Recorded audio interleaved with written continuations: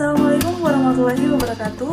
Perkenalkan, nama saya Nika Deglaya Tamara, mahasiswa setia Mujahidin Toatoli, jurusan Ekonomi Manajemen, NPM 2020-179. Dalam video ini, saya akan menjelaskan sedikit tentang break-even point, di mana tugas ini adalah pengganti middle test mata kuliah Ekonomi Manajerial dengan dosen pengampu Bapak Yahya SEMM. Yuk simak videonya. Analisa titik impas adalah suatu metode untuk mengetahui kondisi di mana suatu usaha mampu menyeimbangkan total biaya dan total pendapatan sehingga investor memahami parameter yang dapat membuat usahanya menjadi beruntung. Break-even point adalah suatu keadaan di mana dalam suatu operasi perusahaan tidak mendapatkan untung maupun rugi atau penghasilan sama dengan total biaya.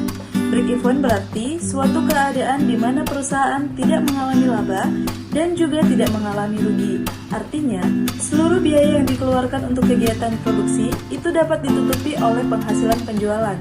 Total biaya atau biaya tetap dan biaya variabel sama dengan total penjualan, sehingga tidak terjadi laba dan juga tidak terjadi kerugian.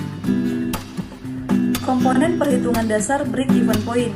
Yang pertama adalah fixed cost, di mana komponen ini merupakan biaya yang tetap atau konstan jika adanya tindakan produksi atau meskipun perusahaan tidak berproduksi. Contoh biaya ini yaitu biaya tenaga kerja, biaya penyusutan mesin, dan lain-lain. Yang kedua adalah variable cost. Komponen ini merupakan biaya per unit yang sifatnya dinamis, tergantung dari tindakan volume produksinya. Jika produksi yang direncanakan meningkat, berarti variable cost pasti juga akan meningkat, dan begitupun sebaliknya.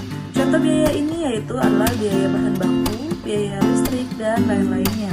Dan yang ketiga adalah selling price, di mana komponen ini adalah harga jual per unit barang atau jasa yang telah diproduksi. Mengapa break-even point itu penting? Yang pertama adalah untuk memahami jumlah target produksi dan penjualan dengan akurat, dan yang kedua adalah supaya mampu melakukan perbaikan terhadap parameter yang akan membuat usahanya menjadi untung. Break-even point juga memiliki kelemahan. Yang pertama adalah asumsi harga jual konstan. Yang kedua adalah asumsi terhadap cost. Penggolongan biaya tetap dan biaya variabel juga mengandung kelemahan.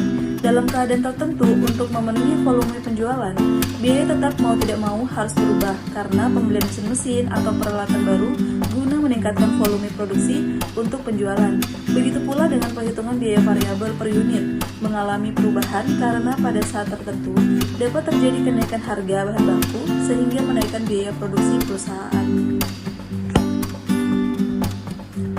Yang ketiga, jenis barang yang dijual tidak selalu sejenis.